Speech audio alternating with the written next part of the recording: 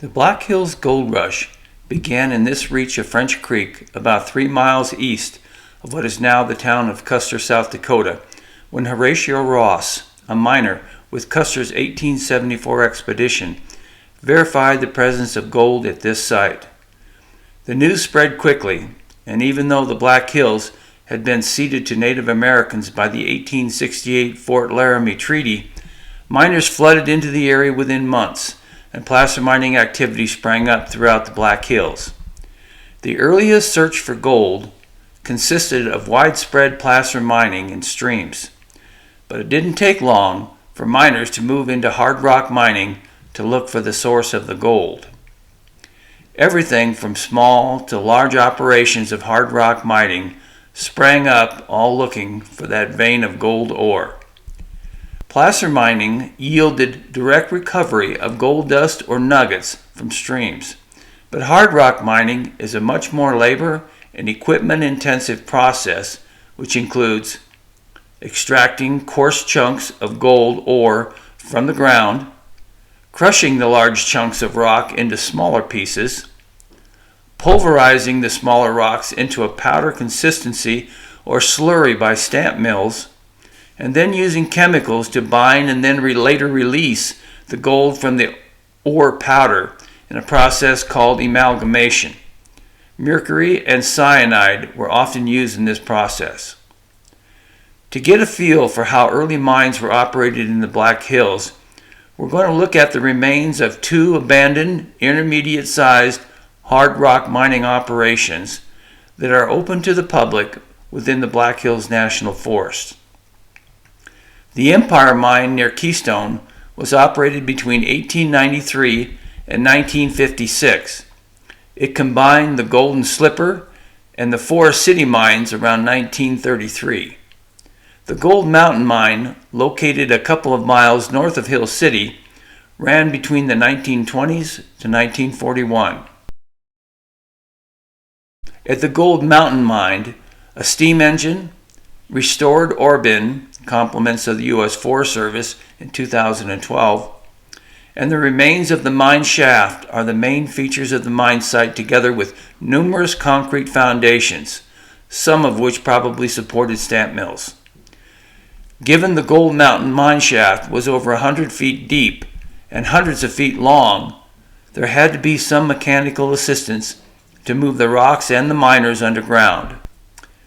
Most mines of the period used large head frames to assist moving the ore to the mine surface and sometimes to the top of the ore bin. No remains of the head frame or the winches are found at the site. Some of the concrete foundations around the site probably had some connection to the head frame and winches. The steam engine, similar in size to railroad steam engines, furnished power for the mine operations and was instrumental in operating equipment.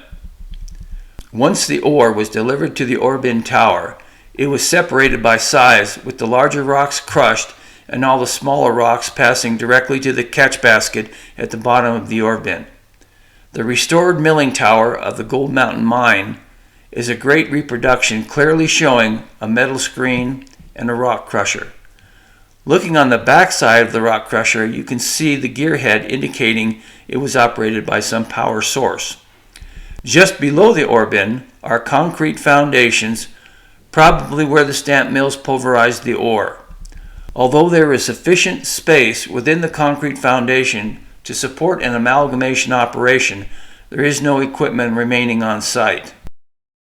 The main shaft, winch supports, ore bins, and mine tailings at the Empire Mine are located fairly close together. The gold processing area is located further downhill and is connected to the ore bin by a trail lined with wooden planks and included stamp mill supports and large funnel used in the amalgamation process. There has been no restoration at the mine site, so it appears as it was when it was abandoned, minus the effects of time. The mine shaft is located in a pit, and materials sealing the entrance may be beams that were once part of the head frame. Adjacent to the pit is a pair of solid rectangular concrete blocks that supported the winches operating the head frame. The blocks are situated near both the main shaft and the ore bin. Although the ore bins at both mine sites are similar, the Empire Mine Tower has 2 rock delivery ramps compared to a single ramp at the Gold Mountain Mine. Although the inside of the Empire Mine ore bin is in disrepair, you can see that both bins drop their rocks at the same point, indicating the location of the rock crusher. Underneath the hole in the floor is a rectangular iron plate that probably served as reinforcement across the floorboards for the heavy rock crusher. There's no evidence of a screen to segregate size of rocks. With the help of the drone, we can follow the process where the rocks entered the bin on the 3rd level, were delivered to the rock crusher on the 2nd floor, and the smaller rocks from the crusher were somehow gathered from the 1st floor for transportation to the stamp mills. At the bottom of the ore bin is a trail lined with wood planks, where the crushed rocks would have been transported from the ore bin to the stamp mills further downhill. Based on the foundation, there was a large building at this site. A little further down the hill is a giant funnel approximately 20 feet in diameter. This tool was probably used in the amalgamation process, in which the gold was chemically attached to cyanide of mercury and then released as purified gold. Near the funnel is a mound of fine powdery sediment, which was probably the remains of the amalgamation process.